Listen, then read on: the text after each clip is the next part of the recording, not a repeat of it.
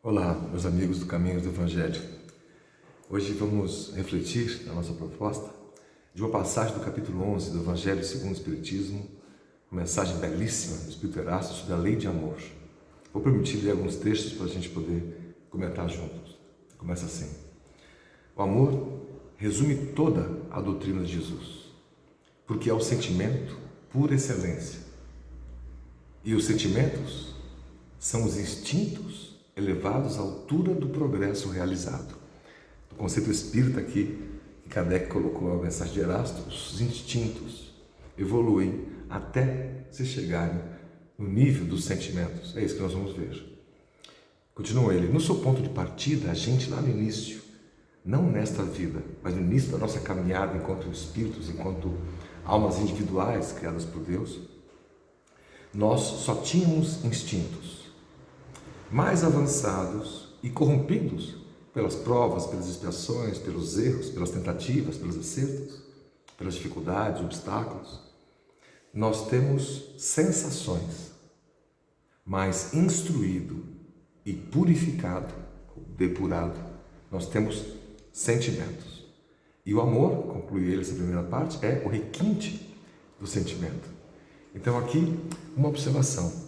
Veja que a vida que nasce de uma forma muito simples e que a ciência ainda não sabe exatamente como todo o processo se dá. Há hipóteses, há teorias que são bem aceitas do início das condições no planeta Terra há mais de 4,5 bilhões de anos atrás, quando nós nos formamos enquanto planeta, e mais à frente, quando a formação da Lua, foi possível o controle das marés, e assim nos oceanos quentes, aquela sopa de elementos químicos, puderam proporcionar, de acordo com o ambiente de calor, temperatura, pressão, raios cósmicos que eram explosões de estrelas muito distantes e cujos raios cósmicos atingiam a Terra, eletrificando todo o processo. E daí nasce aquela vida unicelular, muito simples. E ela vai se desenvolvendo até ganhar uma forma complexa celular. Isso nos passar de bilhões de anos. E a Terra passou, enquanto planeta, por diversas etapas. Ora, esfriou muito e houve uma extinção em massa desses primeiros seres vivos, sobrando apenas alguns, como se fossem tentativas. E na crença espírita, explicada por Kardec, explicada pelos espíritos, pelas obras de Chico Xavier, especialmente Emmanuel, André Luiz, nos dizendo que nesse início, esse plasma divino ali, havia a semente das formas de vida que um dia iriam existir.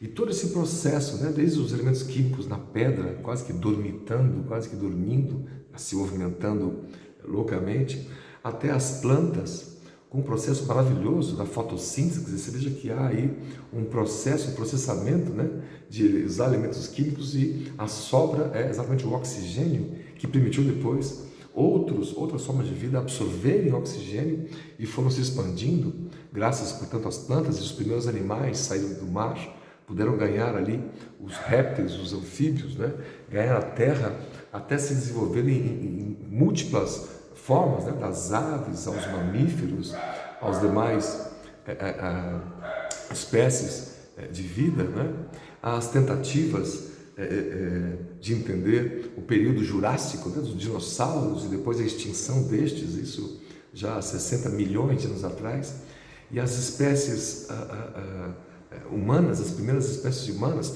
pré-históricas, aprendendo a se comunicar, quer dizer, o centro da laringe se deslocando até onde hoje é a nossa configuração física mais usual, depois que ficamos bípedes, e até ali nós fomos ganhando um corpo de uma série de instintos vinculados ao corpo, de defesa, de reação. Aprendemos a piscar quando alguma coisa invade o nosso olhar ali muito perto, Os processos, o metabolismo do próprio corpo, são automatismos que a gente não precisa pensar e raciocinar. Agora eu vou fazer o metabolismo, agora eu preciso respirar, agora eu preciso piscar, eu preciso me defender. O corpo tem todas essas reações aprendidas ao longo de bilhões de anos de existência. E em algum momento, que nós não sabemos como, dizem os espíritos ainda, por Deus, são criados os indivíduos simples, ignorantes, eu, você e cada um de nós. recheado de instintos, que é o que diz aqui a mensagem da lei do amor. No início nós só tínhamos instintos.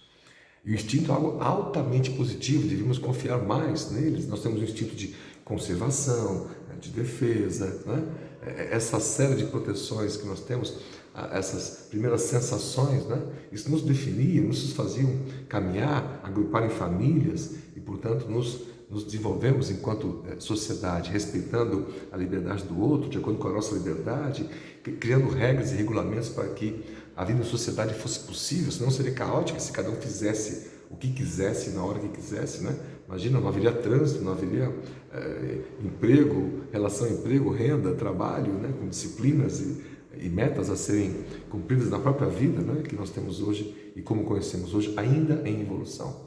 Os instintos são, portanto, especiais e denotam a nossa criação enquanto indivíduos, cujo aprendizado dos automatismos, metabolismo, respiração, o piscar, etc., já foram adquiridos em etapas anteriores do processo da vida, de forma divina, que nós não sabemos exatamente como isso acontece, mas é incrível imaginar a beleza disso tudo, não só diante da ciência, como olha para a vida, mas quando vem a espiritualidade, dizendo que o mundo não se formou por acaso.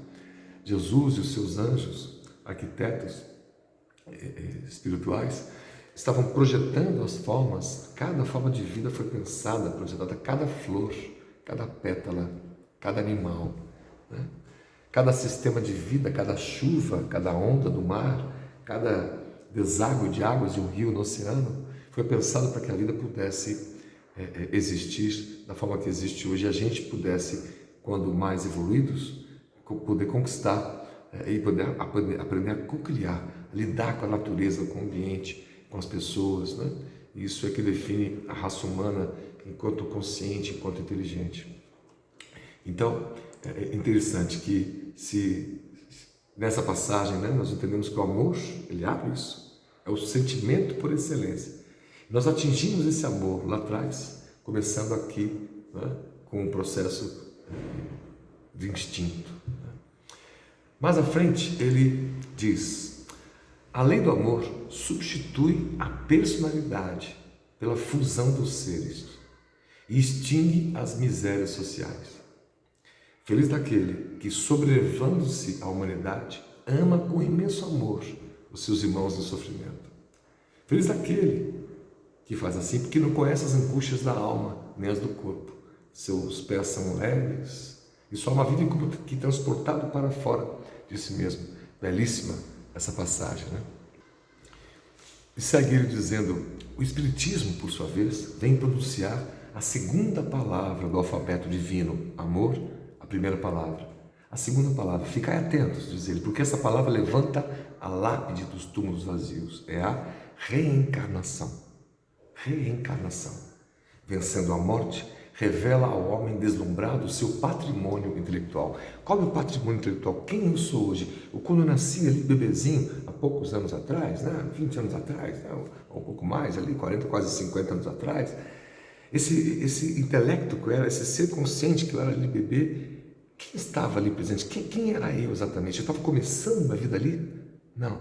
A reencarnação nos ensina que nós já viemos de muitas outras vezes, desde essas épocas pré-históricas, quando aprendemos a falar, depois de grunhir, dominamos o fogo e fomos desenvolvendo nossas habilidades sociais, cognitivas, de conhecimento, conscienciais, e até nossa relação com o cosmos, as relações religiosas que nos religam, né, nos ligam a uma forma mais transbordante de ver a vida, que não só fechada no nosso planeta, né, mas não só imanente dentro de nós, mas também transcendente, fora de nós, todo o nascimento e as posturas religiosas. E é assim que nós nos desenvolvemos, graças a Deus, né, que criou este modelo maravilhoso, que esse princípio espiritual que somos nós, como quando em contato com a matéria, que é o corpo, quando nascemos, nós temos que nos movimentar, temos fome, temos sede, temos anseios, e esse impulso para o movimento, que se fôssemos só espírito, sem precisar comer, sem precisar dormir, sem precisar respirar, sem precisar... Não haveria como evoluir. Veja, nós nasceríamos, graças por Deus, estacionários. Quando em contato com o corpo na reencarnação, a gente avança. E nesse processo, diz a frase mais instruído mais avançado e corrompido, nós temos sensações, né?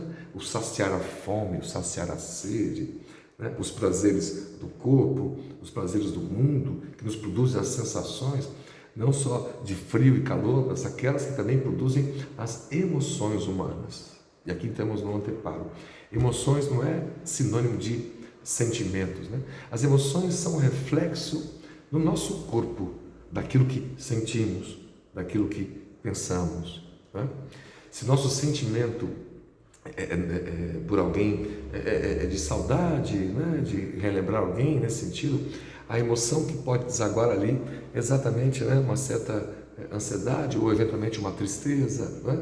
E são essas reações emocionais que nós temos, que apresentamos no dia a dia. Podemos acordar mal-humorado, emoção, né? Nos toca o pé na pedra, fica com raiva, alguém nos fecha no trânsito, o ônibus atrasa. São emoções, é a raiva, né? Nós podemos um dia ter uma notícia legal no trabalho, alguém nos elogiou, a gente fica feliz, alegre, parece que ganha um dia. É uma emoção, é a alegria, né? E assim por diante. As diversas emoções têm que ser por nós analisadas. Nós somos esse conjunto de emoções, mas veja, nós não somos só esse conjunto de emoções. Isso é temporário, é passageiro, nós estamos evoluindo, né? Aprendemos a domar a raiva como emoção para ganhar um sentimento nobre de mudar as coisas, mudar o status das coisas, né? Aproveitar essa energia da raiva redirecionada, né? Para um sentido produtivo, que se possa produzir algo, que se possa criar algo, transformar algo, né? Nós podemos usar a emoção da alegria para nos dar mais força de seguir adiante, aprendendo a domar as nossas emoções, outras que nos sejam estar bem, de sentir-se bem, né? Isso desaguar no sentimento pelas pessoas, de nos interessarmos pelas pessoas. Quando um catador passa, qual é o seu nome, qual é o nome dele ou dela, quantos anos tem filhos, tem netos, estão precisando do quê? Não tem internet em casa, como é que os filhos e netos fazem lições escolares se não tem internet, não tem computador?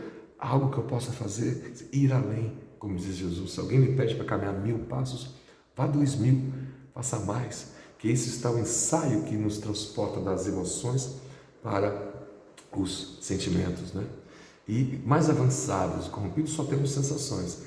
E mais instruído, conhecimento, instrução, né? Ir a fundo numa informação, né? Num conceito, num mundo onde a gente está lendo muito pouco e pegando uma notícia de alguém no WhatsApp e já divulgamos como se fosse verdade, acabamos incorrendo num erro, divulgar falsas notícias, falsas informações, né? Esses últimos anos estão aí repletos desses exemplos, né? Então, mais instruído, que é informação, você aprender, observar, absorver, né? Um vídeo, uma leitura, uma palestra, tudo isso nos requinta de informações e conhecimentos. Isso nos ajuda a enxergar melhor as coisas, a decidirmos melhor por uma ou outra coisa, ou seja, a inteligência, que é o primeiro progresso que tem, conforme a questão 780 de Allan Kardec em O Livro dos Espíritos. Depois é que vem o avanço moral. Com a inteligência eu posso discernir entre o certo e o errado, entre o bem e o mal. O conhecimento me deu essa chance de agora chegar neste nível. E quando eu decido ter um comportamento, uma atitude mais condizente com a paz, com a tranquilidade, com o respeito ao próximo, com respeito às diferenças, sem julgar ninguém, sem antes observar a trava no meu próprio olho, como dizia Jesus. Tudo o que ensinou Jesus lá na sua origem, né? Por isso que se diz que o Espiritismo é o cristianismo redivivo, ou seja, você fazer reviver aquela origem que era simples, de vestes simples, ninguém era remunerado para falar de Jesus, ninguém pedia dinheiro para obras sociais de uma ou outra igreja, porque o ambiente era que todos queriam ajudar, como na Casa do Caminho, nessa primeira obra social que reuniu os discípulos do Cristo depois da morte do Cristo, né? Pedro, né? E os Tiagos, né? E assim como vários outros, depois da presença do apóstolo Paulo, né? Que foi um perseguidor cristão, né?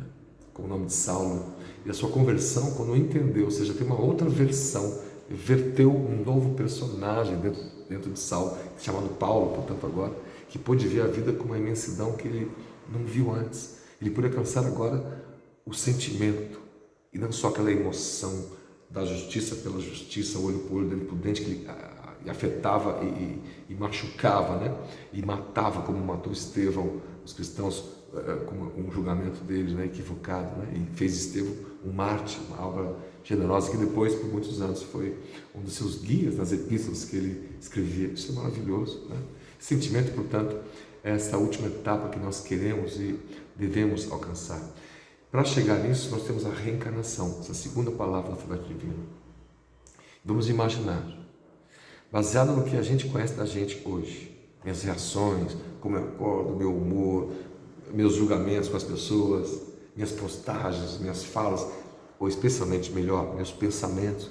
Pode ser que a minha cara está bonitinha, sorrindo para todo mundo, e eu estou pensando mal de todo mundo. O que vale quem somos é o que nós pensamos, não só o que falamos ou digitamos na internet, né? Vale o que a gente sente. Nós somos o que sentimos, nós somos o que pensamos, né? Por conceito espírita também, né? A reencarnação é que faz nos chegar. Então vamos imaginar quantas vidas que nós já erramos muitas coisas e hoje apresentam, aquele erro no passado apresenta hoje como um medo de avançar aqui e acolá.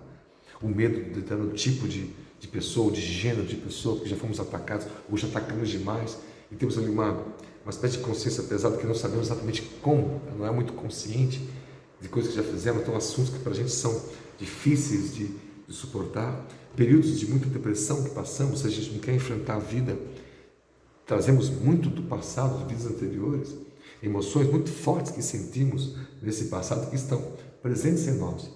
O pensamento lúcido, consciente do que fizemos não está, mas a emoção que ficou daquilo está.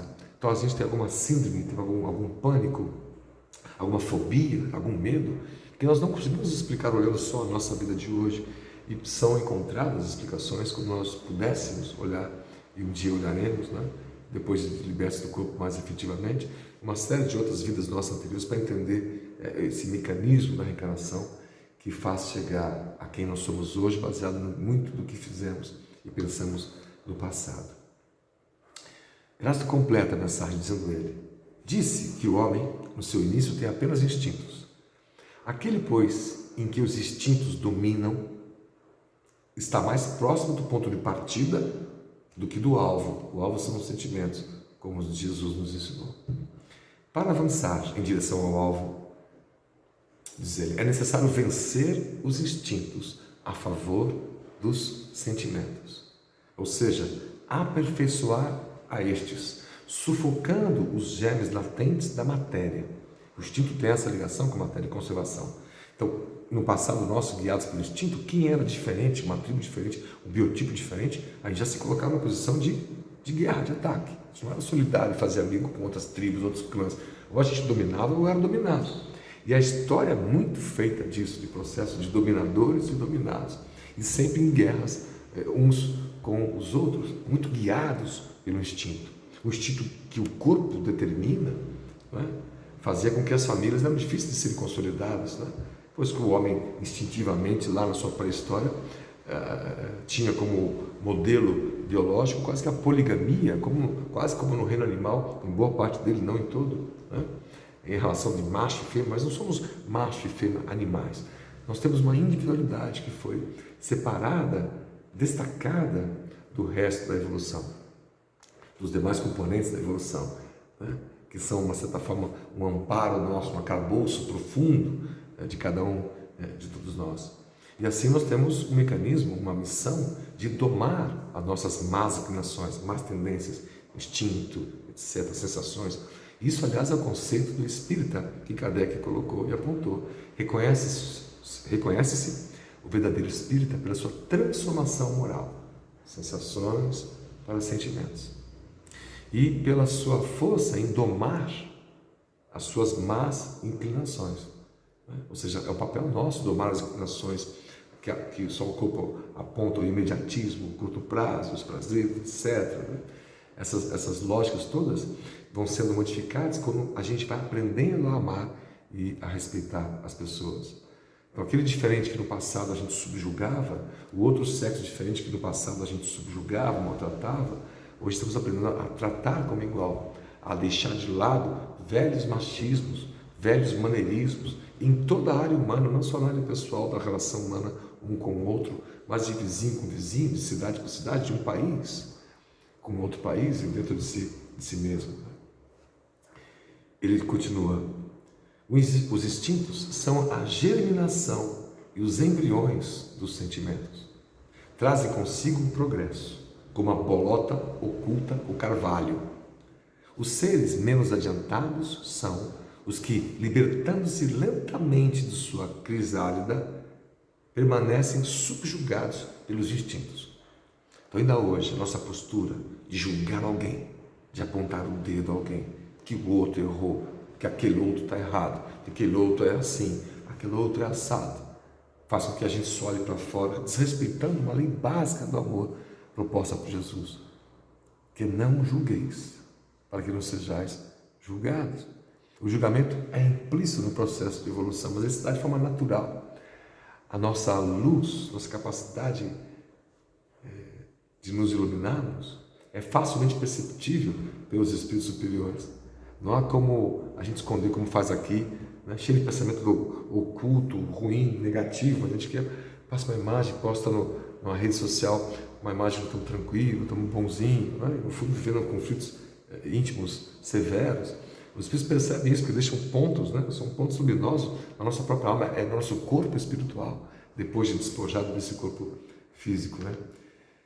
Então é muito interessante a gente perceber que enquanto as emoções, isso a ciência diz, estão ligadas ao corpo, os sentimentos estão ligados mais à mente. Ciência digo mais à psicologia, né? Então você veja que no conceito espírita a alma ela tem a sua primeira conexão, onde a Luísa aprendemos isso, o Chico Xavier, em Evolução dos Mundos, em diversos outros livros, né?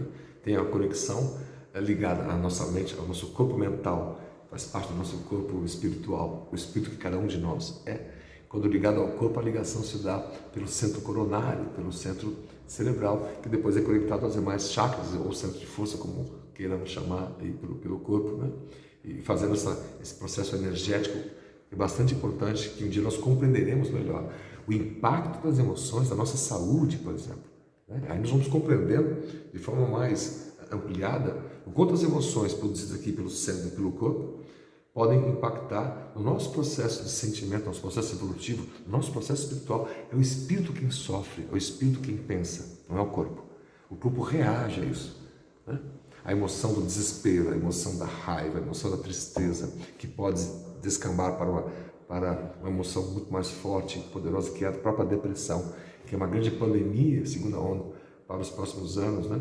Já era previsto isso antes dessa mesma pandemia viral que estamos vivendo. Então, nossa conclusão é que diante desse quadro espírita mostrado pelos espíritos, da grandeza da vida, desde quando começamos até hoje e daqui de hoje, até essa caminhada, até entendermos esse processo evolutivo em direção ao amor por todas as pessoas, por todas as outras formas de vida, como fazia Francisco de Assis, que conversava com as borboletas, conversava com as mariposas. As mariposas, aliás, são mais desprezadas, porque as borboletas são mais bonitas, devem saber. Seu nome vem de Mari, de Maria, irmã de Jesus. Dizem as lendas antigas que quando uma mariposa passa perto da gente é o amor de Maria ali presente, né? É interessante isso, né? Nesse conceito, claro, estou tratando aqui uma lenda, mas vale dizer que este amor de Maria, mãe do Cristo, né, é um exemplo magnífico, né? Santo, nesse sentido filosófico, de como devemos amar a todos indistintamente. O que erra hoje e é objeto da nossa raiva e desprezo hoje é amanhã nosso irmão, pela reencarnação. Já é nosso irmão hoje pela filosofia cristã, mas como a gente não consegue tratar ele como irmão ainda por causa das diferenças todas, né? Os abusos, os preconceitos, os racismos, as inverdades, esses descalabros que eventualmente um ou outro de nós acaba cometendo porque apaixonados pelas diferenças ideológicas, políticas, filosóficas, religiosas, acabamos nos atacando, apontando para os outros uma série de dedos, ao invés de fazer uma reflexão íntima, pessoal, de quais são os sentimentos que eu tenho, por quem que eu tenho, como eu nutro isso, como eu alimento isso, como eu faço isso crescer, né? Então, lembrando que os sentimentos são você. Nós somos um conjunto de sentimentos que são despertados pelo pensamento. Estamos aqui didaticamente separando uma coisa de outra, mas um pensamento sempre gera um sentimento. Pense em alguém que você gosta muito, que já partiu, um sentimento de saudade, de carinho, de respeito. Por outro lado, você pensa em alguém você tem uma série de medos e dificuldade de tratar, o corpo chega a produzir as emoções, né?